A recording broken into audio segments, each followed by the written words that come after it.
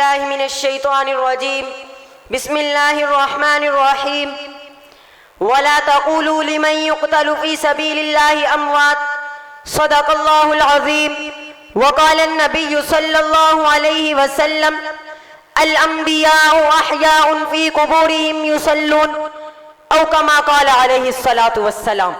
ہر با اصول کے لیے رسول زندہ ہے، چمن میں رہ کر بھی خوابوں میں پھول زندہ ہے.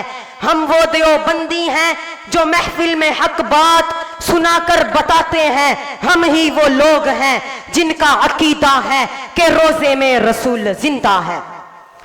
آج میں آپ حضرات کے سامنے عقیدہ حیات النبی کے موضوع پر لب کشائی کرنا چاہتا ہوں. جب میں عقیدہ حیات النبی کے موضوع پر لب کشائی کرتا ہوں تو میں حیرت کے سمندر میں ڈوب جاتا ہوں کہ اس عنوان کے کس پہلو کو بیان کروں، کس پہلو کا تذکرہ کروں، اس لیے کہ یہ عقیدہ بڑی عقیدت کا حامل ہے. میں آج آپ حضرات کے سامنے اس عقیدے کی اہمیت کو آیات بینات سے بیان کروں یا احادیث کے ذخیرے سے بیان کروں یا تابعین کے اقوال سے بیان کروں یا فقہا کے اقوال سے بیان کروں. مختصراً تو یہ ہے کہ وسعت دل تو بہت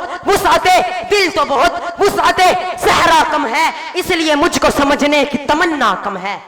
عزیزان من، اہل سنت والجماعت دیوبند عقائد میں سے وہ عقیدہ ہے جو اللہ پاک کے کلام سے بھی ثابت ہے، محمد مصطفیٰ کے فرمان سے بھی ثابت ہے. چنانچہ اللہ رب العزت نے پارہ نمبر 21 آیت نمبر 23 سورۃ الف لام میم سجدہ وَلَقَدْ آتَيْنَا مُوسَى الْكِتَابَ فَلَا تَكُنْ فِي مِرْيَةٍ مِّن لِقَائِهِ. اے پیغمبر تم اس کے ملنے کے بارے میں شک میں نہ رہو، جس کی تفصیلی تفسیر میں ابن محمد الجوزی رحمت اللہ فرماتے ہیں من لقاء موسیٰ لیلۃ الاسریٰ. اس کی تفصیلی تفسیر میں امام راضی رحمت اللہ فرماتے ہیں قرآن پاک کی آیات اور احادیث مبارکہ مفسرین کے اقوال اس بات کے اوپر واضح دال ہیں کہ پیغمبر اپنی قبر کے اندر زندہ اور حیات ہے. آئیے نا پھر ہم ان کابرین علماء دیوبند کی خدمت میں حاضری دیتے ہیں کہ ہمارے ان اکابرین علماء دیوبند کا اس عقیدے کے بارے میں کیا نظریہ تھا. چنانچہ حکیم الامت مجدد ملت مولانا اشرف علی تھانوی رحمت اللہ فرماتے ہیں فلیس الشہید باولی من النبیین فإن نبی اللہ حی یرزق فی قبرہ. لوگوں، شہید کبھی بھی نبی سے بہتر نہیں ہو سکتا. جب شہید زندہ ہے تو نبی اس سے بڑھ کے زندہ ہے. اسی تفسیر میں مولانا مفتی تقی عثمانی فرماتے ہیں وَلَا تَقُولُوا لِمَنْ يُقْتَلُ فِي سَبِيلِ اللَّهِ أَمْوَاتٌ کہ پیغمبر اپنی قبر کے اندر زندہ اور حیات ہیں.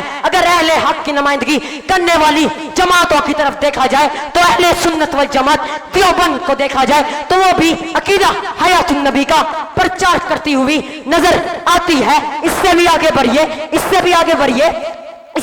بڑھیے تبلیغی جماعت کی طرف دیکھا جائے مولانا یوسف قادلوی شیخ الحدیث فضائل درود شریف کے اندر جملہ اکابر علماء کے دستخط تحریر کروا کے لکھتے ہوئے نظر آتے ہیں. اس سے بھی آگے بڑھیے ناموس صحابہ پر تاریخی قربانی پیش کرنے والے نمائندگوں کی طرف دیکھا جائے، وکیل صحابہ کی طرف دیکھا جائے، جرنیل اعظم کی طرف دیکھا جائے مولانا حق نواز جنگوی شہید، مولانا اعظم تارک جرنیل اعظم، مولانا علی شیر حیدری بھی عقیدہ حیات النبی کا پرچار کرتے ہوئے نظر آتے ہیں. اس سے بھی آگے بڑھیے دیوبند کے نمائندگے مولانا الیاس بھومن کی طرف دیکھا جائے تو وہ بھی عقیدہ حیات النبی کا پرچار کرتے ہوئے نظر آتے ہیں. اس سے بھی آگے بڑھیے علامہ عطا اللہ شاہ بخاری کی طرف دیکھا جائے تو وہ بھی عقیدہ حیات النبی کا پرچار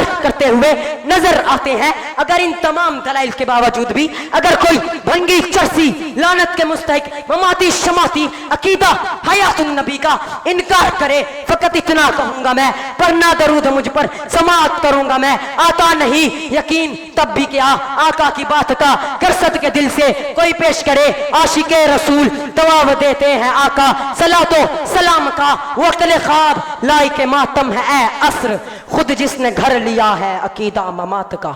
واخر دعوانا الحمدللہ.